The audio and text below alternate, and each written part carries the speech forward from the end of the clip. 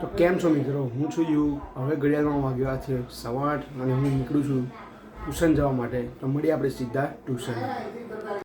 તો મિત્રો આજે છે નાસ્તામાં ચા અને વઘારેલા પૌવા જોઈ શકો છો તમે. હવે અમારું હવે ટ્યુશન પતી ગયું છે. હવે અમે જઈએ છીએ બીજા ટ્યુશને. જોઈ શકો છો તમે અંધારું થઈ ગયું છે બધું હવે.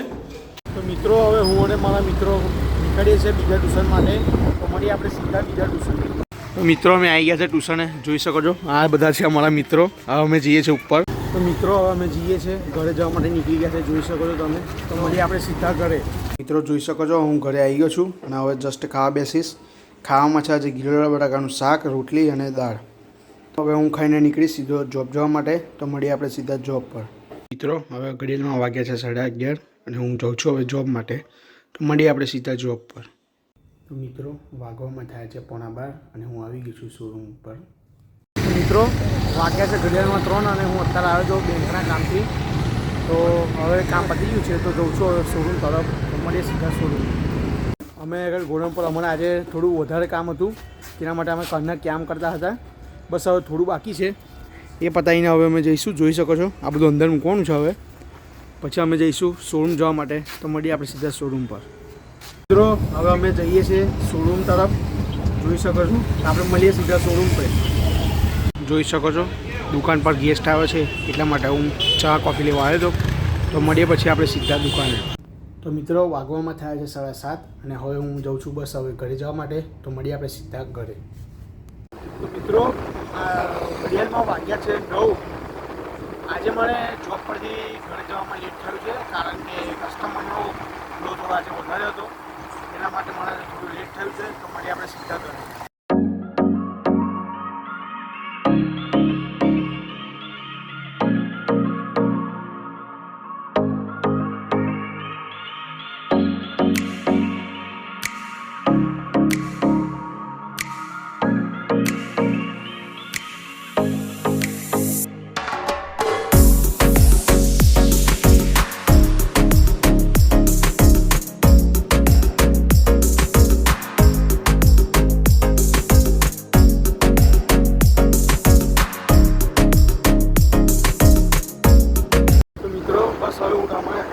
પહોંચ્યો હતો અને મને ઘરેથી ફોન આવ્યો કે આઈસ્ક્રીમ લઈને જવાનું છે. તો હું આઈસ્ક્રીમ લઈને બસ ઘરે પહોંચીશ. હવે તો મળીએ આપણે સીધા ઘરે.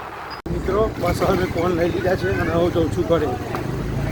મિત્રો બસ હવે હું ઘરે આવી ગયો છું. અમારા પાછળ છે દેવભાઈ છે મારા કાકાનો છોકરો છે. જોઈ શકો છો તમે. બસ હવે મેં ખાઈ લીધું છે. ખાવામાં હતું આજે મગ ભાત. બસ તો હું નીકળું છું બહાર ફ્રેશ થવા માટે.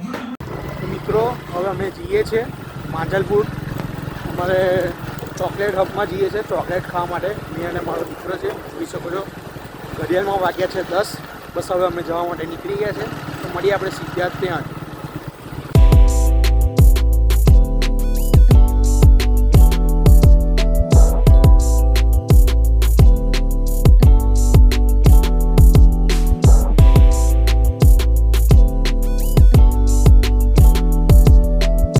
મિત્રો જોઈ શકો છો આ વડોદરાની આનબાન અને શાન રાજમહેલનો ગેટ છે. જોઈ શકો છો તમે.